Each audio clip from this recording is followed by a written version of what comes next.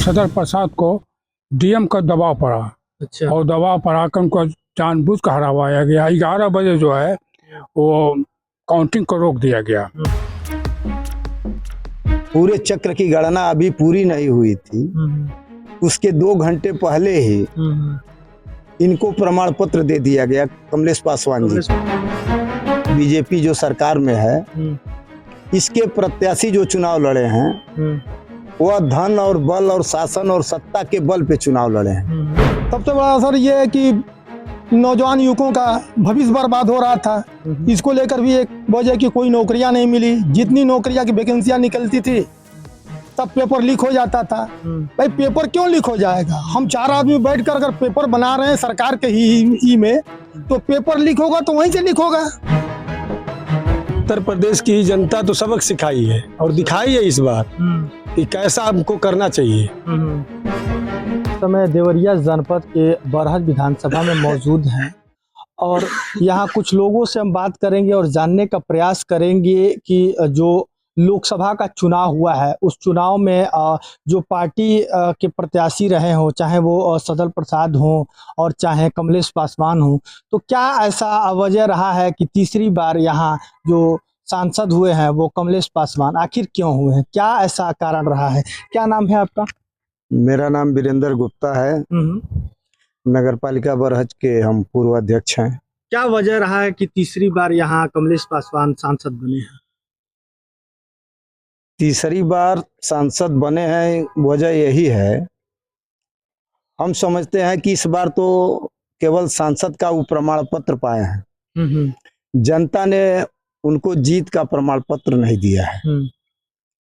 प्रशासन ने, डीएम ने, चूंकि गोरखपुर में काउंटिंग हो रही थी 3 विधानसभाओं की, 2 विधानसभा का देवरिया में भी हो रहा था। 2 विधानसभा का देवरिया में हो रहा था, तो जो काउंटिंग गोरखपुर में हो रही थी 2-3 राउंड के बाद जो अनाउंसमेंट होता है, हर राउंड का, हर चक्र का अनाउंस होता है कि बताया जाता है कि ये प्रत्याशी इतने वोटों से आगे हैं। 2 चक्र के बाद अनाउंस करना बंद हो गया। अच्छा, अनाउंस ही बंद हो गया? अनाउंस ही बंद हो गया। क्या लगता है इसमें कि जो स्थानीय प्रशासन है उनकी गलती बता रहे हैं या मतलब हाईकमान की कोई गलती है? जब पूरे चक्र की गणना अभी पूरी नहीं हुई थी, उसके 2 घंटे पहले ही इनको प्रमाण पत्र दे दिया गया, कमलेश पासवान जी को। प्रमाण पत्र दे दिया। और आपने देखा कि जो निर्वाचन आयोग का डाटा था कि इतने वोट से जीत गए, और जो प्रिंट मीडिया के लोगों ने जो डाटा लिया काउंटिंग स्थल से, उसमें दोनों में बहुत अंतर था। क्या आपको लगता है कि इस बार का जो गठबंधन पीडीए जो था उसका असर जो दिख रहा है उत्तर प्रदेश में, तो संविधान को लेकर असर दिख रहा है या महंगाई है या फिर अखिलेश का पीडीए में जाना? प्रदेश में जो भी असर है, हम समझते हैं कि जो जनता ने अपना जनमत दिया है पार्टियों के पक्ष में, तो भाजपा के खिलाफ ही जनमत रहा है। और यह चुनाव इंडिया के जो भी प्रत्याशी हैं, हम समझते हैं कि जो ये सरकार की बीजेपी जो सरकार में है, इसके प्रत्याशी जो चुनाव लड़े हैं वह धन और बल और शासन और सत्ता के बल पे चुनाव लड़े हैं। और जो इंडिया के प्रत्याशी हैं उनका चुनाव वो आर्थिक रूप से भी हर स्तर से कमजोर प्रत्याशी थे। संविधान बचाओ का जो नारा लग रहा था उसका असर मिला है, देखने को मिल रहा है। ये सही है या गलत है? संविधान निश्चित तौर पर खतरे में था। अच्छा, हमने खतरे? अगर जो बीजेपी ने 400 पार का नारा दिया था, अगर 400 पार नहीं, पूर्ण बहुमत की भी अगर बीजेपी की सरकार बन गई होती, अगर यहाँ के लोगों ने, हिंदुस्तान के लोगों ने, यूपी के लोगों ने विशेषकर अगर बीजेपी को नहीं चुनाव में हराया होता, तो निश्चित तौर पे संविधान पे फेरबदल हो गया होता। ये आप मानते हैं? ये हम मानते हैं। बिल्कुल। आइए कुछ और लोग हैं और इनसे जानेंगे। क्या नाम है आपका? गुलाम रसूल। पीडीए की जो गठबंधन पार्टियां थी, क्या आपको लगता है कि जब उसमें अखिलेश पीडीए में शामिल हुए थे तो उसका असर यूपी में हुआ या कुछ और है? महंगाई के मुद्दे और चाहे अगर संविधान बचाओ की बात कर रहे हैं, इसका असर देखने को मिला है?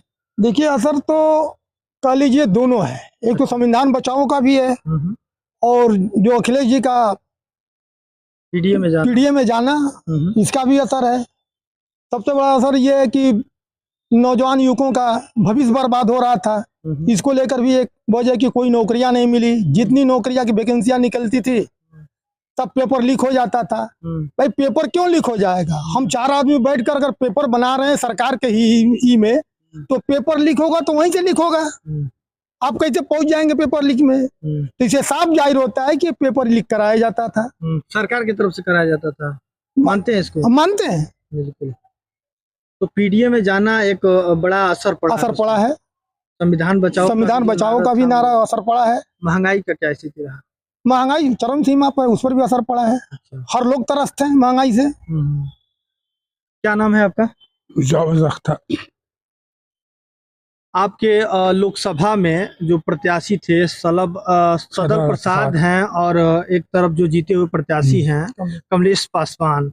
तो कमलेश पासवान जो जीते हैं, लोग यहाँ आरोप लगा रहे हैं कमलेश पासवान जीते नहीं, उनको जिताया गया। कितना हद तक सही है? ये बहुत सही है कि सदर प्रसाद को डीएम का दबाव पड़ा। अच्छा। और दबाव पड़ा कर उनको जानबूझ कर हरावाया गया। 11 बजे जो है वो काउंटिंग को रोक दिया गया और 11 बजे के बाद धीमा काउंटिंग होने लगा। इनका कांग्रेस का काउंटिंग हो रहा था और इनका रोक कर वो उनको इस तरह से हरवा दिया गया। ऐसा तो नहीं है कि तीसरी बार इनको टिकट मिला था तो जनता आक्रोशित थी, इसलिए हाँ जनता असर देखने को यहाँ मिला है या नहीं मिला? मिला होता तो देखिए यहाँ जरूर कमलेश पासवान के अलावा प्रत्याशी बदले जाते, जनता बदलती। हाँ बिल्कुल सही। तो इसका असर यहाँ नहीं दिख रहा? बहुत ज्यादा असर पड़ा कि उन्होंने कोई काम नहीं किया। तो सदर प्रसाद जी आखिर क्यों चुनाव नहीं जीते?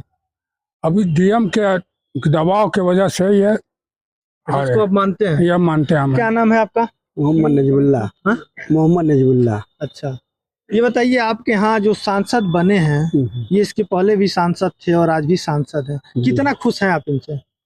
ये सांसद से खुश तो क्या है हम, बहुत इतनी महंगाई इतनी सब कुछ है कि हम लोग को तड़पते हैं और क्या है। हाँ अखिलेश यादव एक नारा बोलते थे संविधान बचाओ। जी हाँ। तो उसका असर उत्तर प्रदेश में देखने को मिला है या नहीं? मिला है ना। अच्छा, मिला है उसका असर। बिल्कुल। आइए और कुछ लोग हैं, इनसे जानने का प्रयास करेंगे कि जो यहाँ के लोकसभा बांसगांव के जो सांसद हैं कमलेश पासवान, तीसरी बार चुने गए हैं। तो क्या नाम है आपका? इंद्रजीत यादव। इंद्रजीत जी, ये बताइए क्या स्थिति रही चुनाव के दरमियान? चुनाव के दरमियान अब यही सबसे बड़ी चीज अपने उत्तर प्रदेश में देख लीजिए, पूरे भारत में देख लीजिए, महंगाई, ना रोजगार, युवा सब रोड पे घूम रहे हैं, कोई आत्महत्या कर रहा है। आज 11 साल से एक भी नौकरी का कोई ठिकाना नहीं मिला। भी तो क्या बोलते हैं वो अग्निवीर निकला। अच्छा। 4 साल के लिए 5 साल के लिए फिर जाके घर पे बैठ जाए।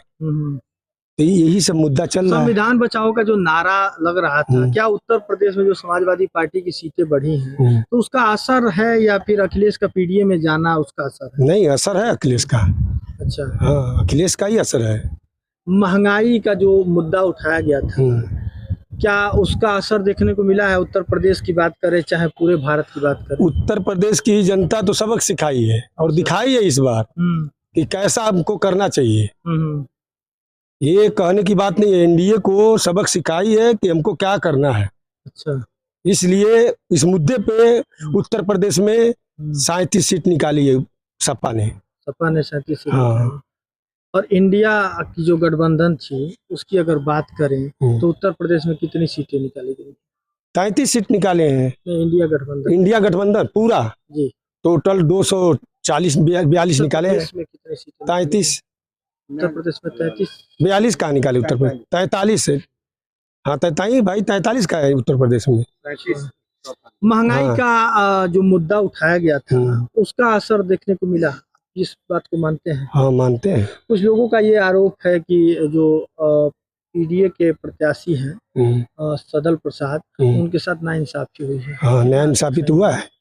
क्या यहाँ से जीत रहे थे, ये तो सबको पता है कि 3 साल से सांसद हमारे बांसगांव 3 साल से या दूसरी बात नहीं 3 साल से थे ना अपने कमलेश पासवान, 2 साल हो गए, तीसरा बने हैं। अच्छा हाँ बार बने हैं। अच्छा। इनका बरहज में कभी कोई दर्शन नहीं देखता था।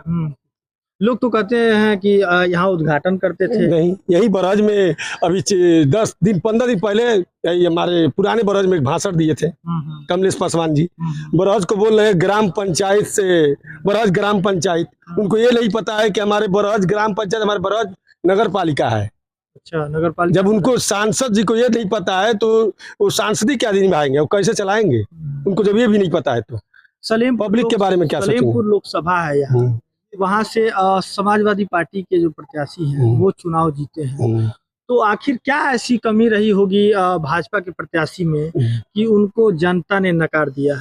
वहाँ सब देखिए इस बार लगता है कि जनता आक्रोशित थी या फिर महंगाई और संविधान बचाओ जैसे मुद्दों को लेकर वोट किया गया? सबसे बड़ी चीज मैं बता दिया, रोजगार और महंगाई। अच्छा, ये मुद्दा इस बार सबके मन में था कि महंगाई और रोजगार, और इसी बचाव के दो देखते हुए इस लोगों ने सपा और इंडिया गठबंधन को वोट दिया। अच्छा, इसीलिए समाजवादी पार्टी की जो जीत वहाँ हुई है यही वजह रहा। यही वजह। संविधान बचाओ जो फैक्टर था वो काम नहीं आया। आपको लगता है? हमको लग रहा है। तो जो इंडिया गठबंधन था उसके तरफ से लगातार संविधान बचाओ के नारे दिए जा रहे थे, उसका असर कहीं दूर दूर तक नहीं दिखा है, केवल बेरोजगारी का फैक्टर आपको देखने में लग रहा है? हमको तो यही लगा, और सबकी बात तो नहीं कर सकते हैं ना, सबका अलग अलग, ये हमको तो यही लगा। अभी ये बताइए कि कुछ लोग ये भी बता रहे हैं कि जो यहाँ के प्रत्याशी थे सदल प्रसाद, वो चुनाव आयोग से भी मिलने गए हैं, कितना हद तक ये बात सही है? अब ये वहां तक तो हम लोग को नहीं मालूम है, पर इतना है कि सदल प्रसाद के साथ गलत हुआ है। ये मानते हैं? ये हम मानते हैं। ये सच है कि आप कहीं भी पता करेंगे, किसी से पूछेंगे तो ये सच्चाई हकीकत है कि सदल प्रसाद के साथ गलत हुआ है।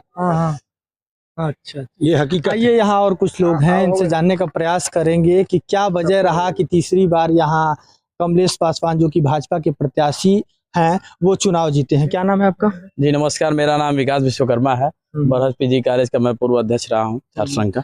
क्या वजह रहा कि तीसरी बार? देखिए, कोई भी जनप्रतिनिधि अपने क्षेत्र में जब रहेगा नहीं, अपनी जनता की जन समस्याओं को सुनेगा नहीं, उनका समस्याओं का निदान नहीं करेगा, तो जनता है जो सर पे चढ़ाती है वो नीचे भी उतारती है। तो जनता जनार्दन का फैसला था इनको हराने का, लेकिन बेईमानी से जनता के जनाधार का और शासन सत्ता का दुरुपयोग कर जनता के जनाधार के विपरीत जो है निर्णय लिया गया है। इंडिया गठबंधन का एक नारा था संविधान बचाओ जी, उसका कितना असर पड़ा है? जनता ने संविधान बचा लिया है, मैं मजबूत विपक्ष दिया है, और इसी से बड़ा प्रमाण और कुछ नहीं हो सकता है कि हम विपक्ष में मजबूत हैं। का फैक्टर कितना काम किया है? महंगाई, आम जनता ने महंगाई पे, बेरोजगारी पे, नौकरी पे जनता ने वोट दिया है। धर्म के मुद्दों को किनारे करके अपने मुद्दों पर वोट दिया है। अखिलेश जो है कि इंडिया गठबंधन में गए पीडीए में, तो उसका कितना असर देखने को आप? देखिए, अखिलेश उत्तर प्रदेश के सबसे बड़े नेता हैं, उनका बहुत बड़ा युवाओं में जनाधार है, और जब तक अखिलेश यादव उत्तर प्रदेश की राजनीति में रहेंगे, हमेशा अखिलेश यादव ने विपक्ष और दूसरे पार्टियों को कुछ ना कुछ दिया है। जो भी इनसे जुड़ा है कुछ ना कुछ लाभ लेके गया है, चाहे बहन मायावती जी हो, चाहे राहुल गांधी जी हो, चाहे बसपा के प्रियंका चाचा हो, तमाम राजनीतिक दलों को अखिलेश यादव ने लाभ पहुंचाया है बिना निस्वार्थ भाव से। इसलिए उत्तर प्रदेश के सबसे बड़े नेता के तौर पे मैं अखिलेश यादव को जानता हूं। तो ये लोकसभा बांसगांव के लोग थे, और कुछ लोगों का ये आरोप है कि जो इंडिया गठबंधन के प्रत्याशी थे सदल प्रसाद, उनको जबरन हराया गया है। हालांकि कितनी बात सही है और गलत है ये तो समय बताएगा। देवरिया से पंजाब केसरी टीवी के लिए कैमरामैन उदय प्रताप के साथ विशाल चौबे। हमसे जुड़े रहने के लिए हमारे YouTube चैनल को सब्सक्राइब करें और नई वीडियो की नोटिफिकेशन के लिए बेल आइकॉन को दबाएं। अगर आप ये वीडियो Facebook पर देख रहे हैं तो लाइक जरूर करें और ज्यादा से ज्यादा शेयर करें। धन्यवाद।